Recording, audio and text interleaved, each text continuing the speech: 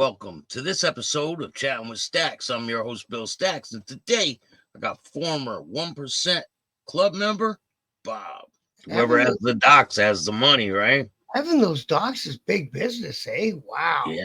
Drugs, all that comes Wow. in there. Unbelievable. Imagine you got controls of the docks, right? And drugs are coming in. You can be like, bring everyone over there. You're good over there. You know exactly what to do, where to go. Yeah. So you control the docks, you control the money. And they're paying the inspectors just to leave that container over there alone. Yeah. So everyone gets a taste. 100%. Or they'll If be it's, like, oh, listen, bring it over there. There's a big Caesar over there right now. Mhm. Or, they know what's going on. Yeah.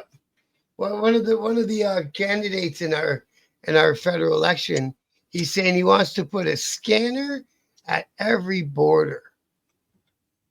A And scanner. I think they got some sort of ion scanner that can pick up um, irregular shapes. It's Yeah. basically, I think, an X-ray. Yeah. Yeah. I think they're gonna start to try to X-ray every truck that comes across. I think there's so many that it's probably impossible for them to do everything, right? Or you think they could? I don't think they can. It's the same with the containers Yeah, it's too because many. they There's got the just too X-rays many. right there on the dock, right at the shipyard, but they can't put every container through that. No, no, they could do random ones and things like that. Or ones that they got a suspicion of. Yeah. So what's you go there? Do you start working for them? No, no, no. They said no, no, no. You're our guest. We're gonna take care of you. Don't worry what it is. Do they know you have to stay for a while? Yeah, yeah, they're all good with it. It turned out a lot of this chapter was single guys, and they lived at the clubhouse. It was They'd all just lived in this. How big was the clubhouse? None of the houses are very big in England. Sorry, Bill.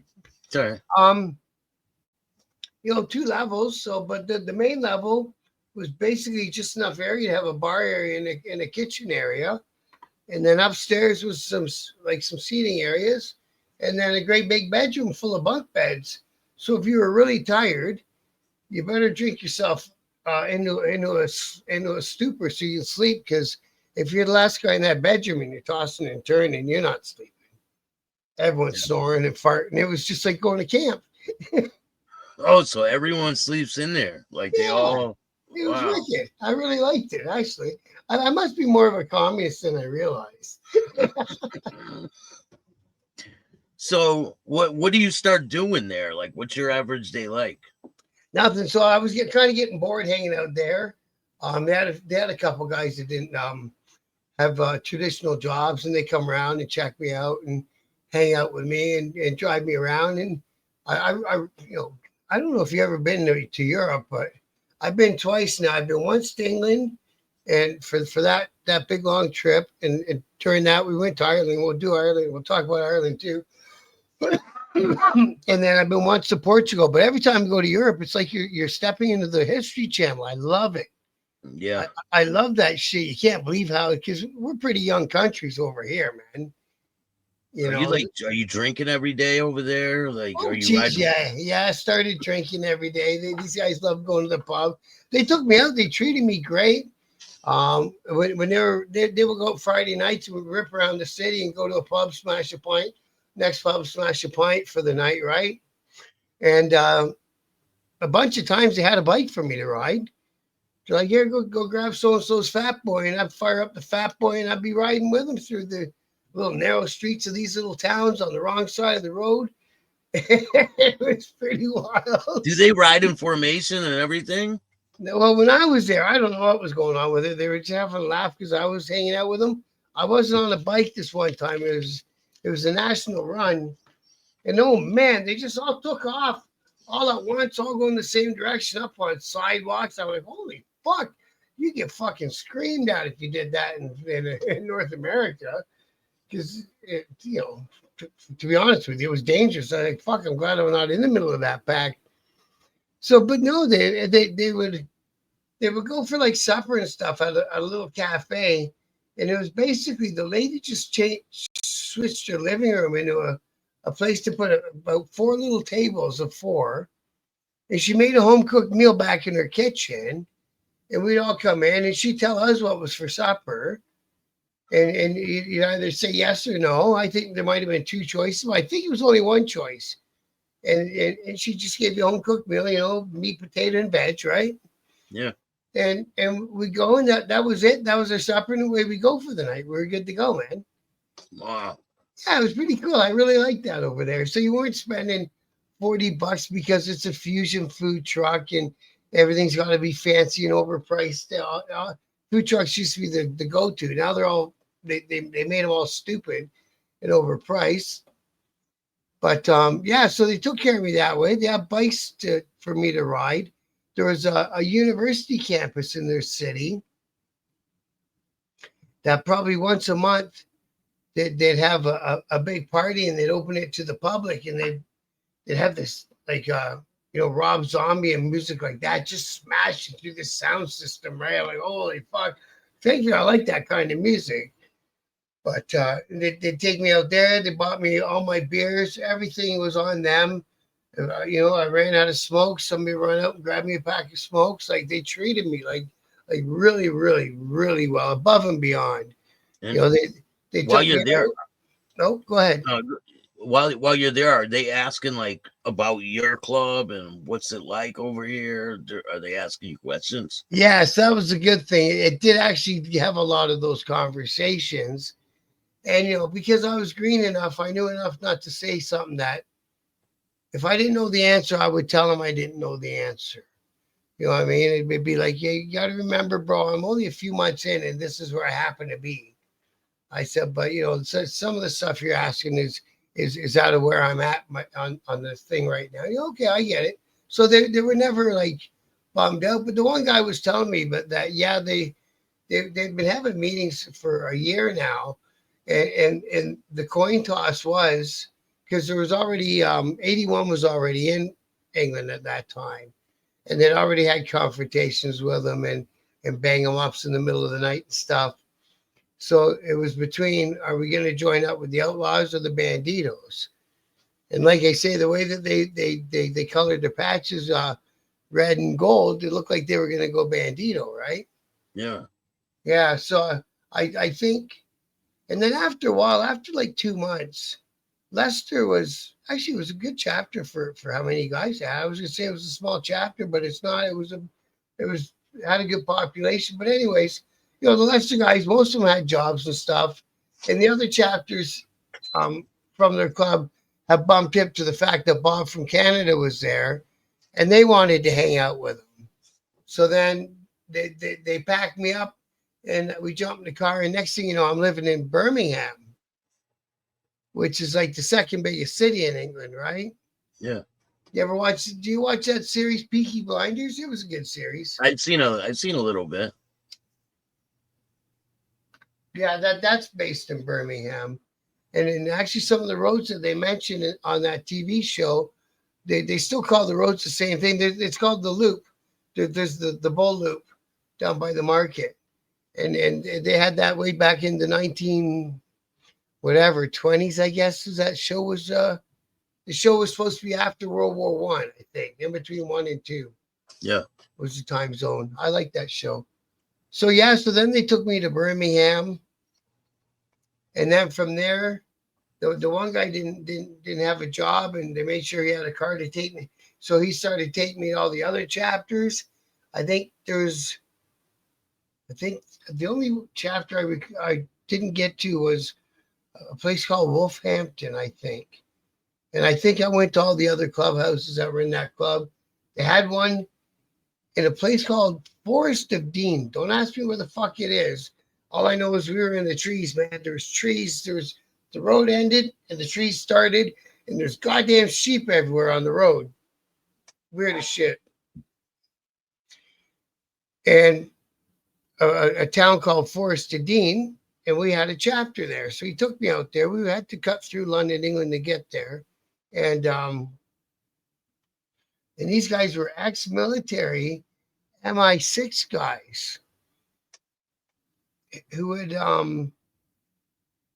they'd been in George Bush Senior's, the dad's Gulf War. Yeah. And they'd spent a lot of time in Sarajevo in the Balkan War. Did you come across any other clubs while you're there? Like that were friendly with these guys? Or Yeah. There's another club. There was a multi-chapter club all within the city limits of London, and they were called the Outcasts. And I think, from what I understand, half of that club came outlaw, and half of that club went over to the 81. So, so it got divided, yeah, basically. that happens. Well, that happened with that club that the Outlaws turned outlaws in Canada to get here. Only half of the chapters came, and the other half became instant enemies. That's crazy. And then they know each other. Like these guys were probably just hanging out with each other last week, and now they're mortal enemies. Yeah, it's pretty crazy, right? Yeah. So that happened with that club from the Outcasts, from what I understand. I know I met him. I went to their boss's house. His wife made me supper, and I went and had a shower at their house and played with their dog and met their little girl and stuff. They had a funny story when they were first starting to hang out with the Outlaws. They kind of did. There was two couples, like one of the Outlaws and his old lady, and one of the Outcasts and their old lady. Maybe some other couples too. And the cabs in England are pretty big in the back, right? They kind of got their own compartment, like on those porn shows. So she, the one guy had a tool with him. He was just a little guy. He was only like 22 years old, and he was going to put it back, and the thing went off. It shot the other guy's old lady in the fleshy part of her ass. What? And they're driving around downtown London going night clubbing. So he had to take her somewhere. I can't remember where he took her. He knew somebody, thankfully. And man, dragged the lead out of her butt cheek. And guns are very rare in London. Like they're illegal. Guns are illegal in the city, right? Cops don't even have guns, I believe. No, they don't. If they have what they called an armed response unit. So if the Bobby can't clunk you over the head and get you under control, he's got a radio for the armed unit. Yeah, all they have is a nightstick, right? Yep. Yeah, man. So these guys in England, they were beauties, man. They took me everywhere. They showed me all this shit. They fed me. They took me all these really cool parts of England. And when I stayed in Birmingham, there's a place outside of Birmingham called Tamsworth, and it had a little castle on it. And so once in a while, Joe was the guy that spent most of his time with me. Joe would get on his bike, and there'd be the spare bike in the back of the clubhouse there. He'd say, grab a helmet, and we'd ride out to this little castle out there in Tamsworth and a couple beers and ride back. It was just like being at home. When he took me back to Heathrow, the poor guy had a tear in his eye. He's like, brother, he said, if we all join up, he says, will you transfer over? I said, you know what?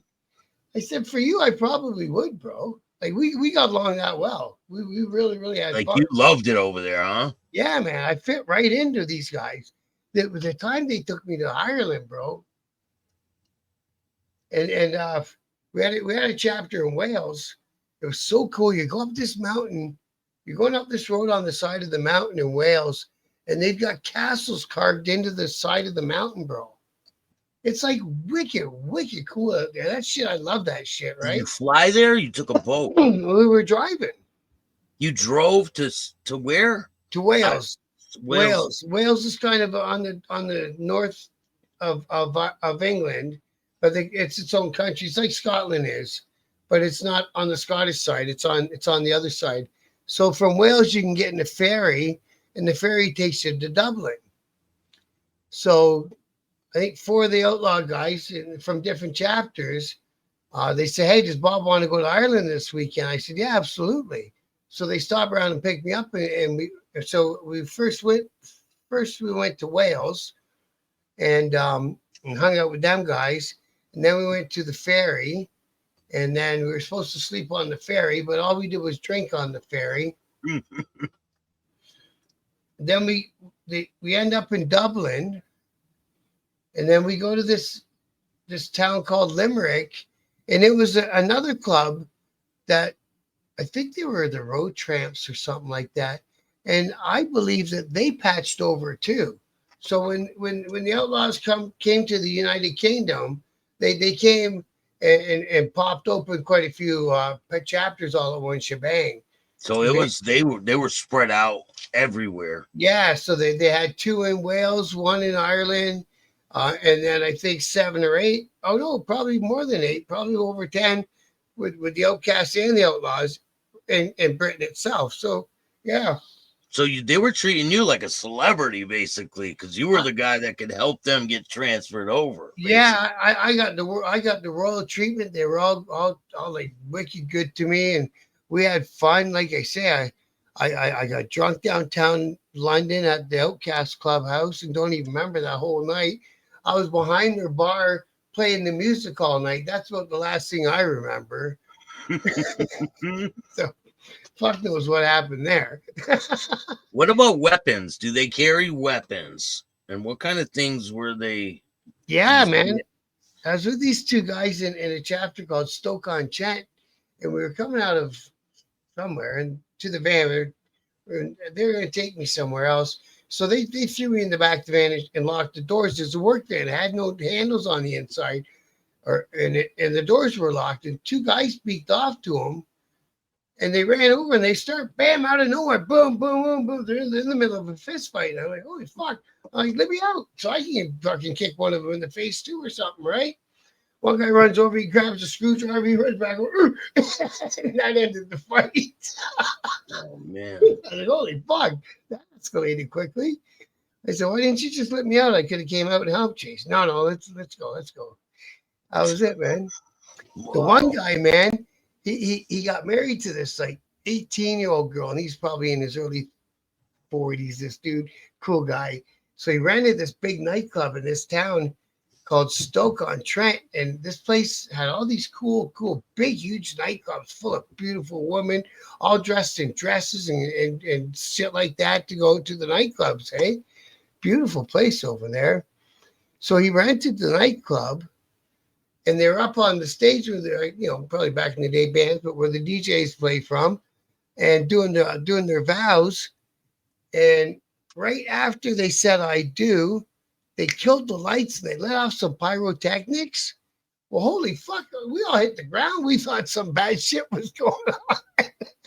You thought the place was getting firebombed? Crazy, eh? So yeah. So did you say something about a grenade? Well, that was in what was that in? It was in the Scandinavian countries, and I don't know how we all ended up in the Scandinavian countries. What is there over there? Sweden, Copenhagen, Denmark. Denmark, yeah. And there's another one. But anyways, so the Outlaws, the Angels, and the Banditos already were there. They got there early. And two of them outfits, I think it was the Angels and the Banditos were having a big fight. And all the bikers over there are ex-military, and their arms depots over there aren't guarded. So if a war breaks out, any citizen can go and grab themselves the weapons that they need for. So that's how it's set up in some of them countries. So one place was having a party, but see, they had like citizens there, and it was a citizen that got killed. The guy fired a rocket-propelled grenade into the fucking window of the clubhouse and blew the shit out of everything, man.